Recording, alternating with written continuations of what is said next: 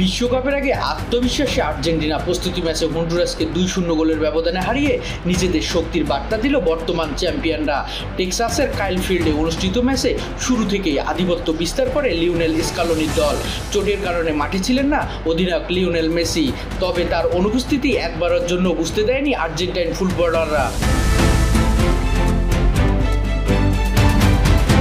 ম্যাচে 36তম মিনিটে পেনাল্টি থেকে গোল করে দলকে এগিয়ে নিয়ে যান লাউতারো মার্টিনেজ। নিকোলাস তালিয়াফিকোকে ফাউল করার পর সুযোগটি দারুণভাবে কাজে লাগান এই স্ট্রাইকার। প্রথমার্ধে আরও কয়েকটি আক্রমণ করলেও হন্ডুরাসের গোলরক্ষকের দৃঢ়তায় ব্যবধান বাড়াতে পারেনি আর্জেন্টিনা। তবে বিরতির পর আর অপেক্ষা করতে হয়নি।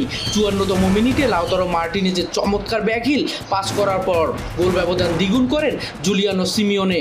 জাতীয় দলের জার্সিতে এটি তার দ্বিতীয় গোল।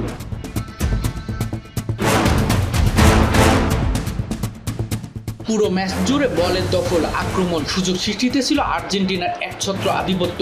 72% বলের নিয়ন্ত্রণ ধরে রেখে তারা মোট 17টি শট নেয়, যার লক্ষ্য ছিল 9টি।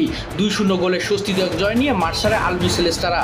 বিশ্বকাপের আগে নিজেদের প্রথম প্রস্তুতি ম্যাচে এমন পারফরমেন্স নিঃসন্দেহে আত্মবিশ্বাস বাড়াবে স্কালোনির দলের।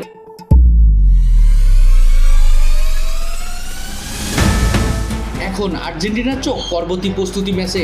আগামী বুধবার আইসল্যান্ডের বিপক্ষে শেষবারের মতো ঝালিয়ে নেবেন তারা।